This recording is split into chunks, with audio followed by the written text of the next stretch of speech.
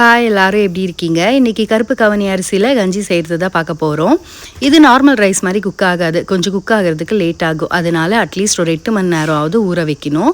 நான் வந்து நைட்டே ஊற வச்சுட்டு இருந்தேன். காலையில் எழுந்ததுமே வெறும் ரைஸை மட்டும் மிக்ஸி ஜாரில் சேர்த்து ரவை பதத்தில் அரைச்சி எடுத்துக்கணும். இப்போ அரைச்சி வச்ச அரிசியை குக்கரில் சேர்த்துட்டு 1 கிளாஸுக்கு 4 கிளாஸ் அளவுக்கு தண்ணி சேர்த்துக்கணும். ஊற வச்ச தண்ணியும் சேர்த்துக்கலாம், நல்லது.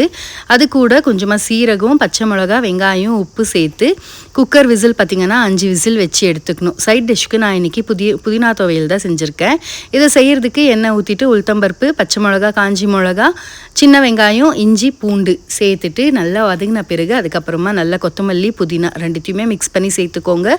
கூடவே தேங்காய், அதுக்கப்புறமா தேவையான அளவுக்கு புளி, உப்பு சேர்த்து நல்லா வதக்கிட்டு அதை ஆற வச்சு அரைச்சிக்கணுன்னா சூப்பராக துவையல் ரெடி ஆகிடும். குக்கர் ஃபுல்லாக ஸ்டீம் ஆறின பிறகு திறந்துட்டு நல்லா மிக்ஸ் பண்ணிவிட்டு துவையலோடு வச்சு சாப்பிட்டோன்னா சூப்பராக இருக்கும்.